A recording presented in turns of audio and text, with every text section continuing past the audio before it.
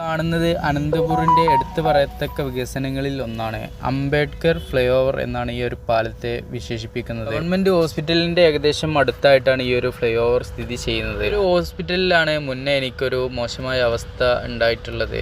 ഞാൻ ഈ കാണുന്ന ഏരിയകളെല്ലാം തന്നെ ഇങ്ങനെ കവർ ചെയ്ത് പിന്നീട് ഹോസ്പിറ്റലിലേക്ക് കയറിയപ്പോൾ അവിടെ ഒരു അമ്പലത്തിൻ്റെ ഒരു മനോഹരമായിട്ടുള്ളൊരു ദൃശ്യം കണ്ടപ്പോൾ അത് പകർത്തിക്കൊണ്ടിരിക്കുകയായിരുന്നു.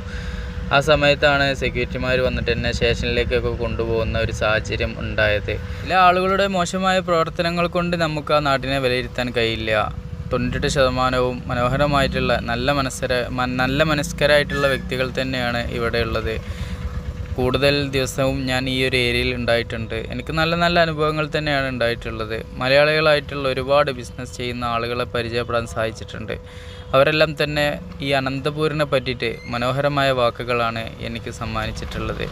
ജീവിക്കാൻ സുഖകരമായിട്ടുള്ള സാഹചര്യം ഒരുക്കുന്ന ഒരു സ്ഥലമായിട്ടാണ് അനന്തപൂരിനെ കാണുന്നതും എനിക്ക് മനസ്സിലാക്കാൻ സാധിച്ചതും. ഒരു വ്യാപാര സിറ്റിയാണ് അനന്തപൂർ എന്ന് വേണമെങ്കിൽ വിശേഷിപ്പിക്കാം. പക്ഷേ വീടുകളും കടകളും ഇടകലർന്നിട്ടുള്ള ഒരു രീതിയാണ് ഈ ഒരു ടൗണിൽ കാണുന്നത്. അതായത് മുൻകാലങ്ങളിൽ ഇതൊരു ഗ്രാമമായിരിക്കാം, പിന്നീട് കച്ചവട സ്ഥാപനങ്ങൾ ആ ഗ്രാമത്തിലേക്ക് വന്ന് അങ്ങനെ ഇടകലർന്നിട്ടുള്ളൊരു കാഴ്ചയാണ് നമുക്ക് കാണാൻ സാധിക്കുന്നത്.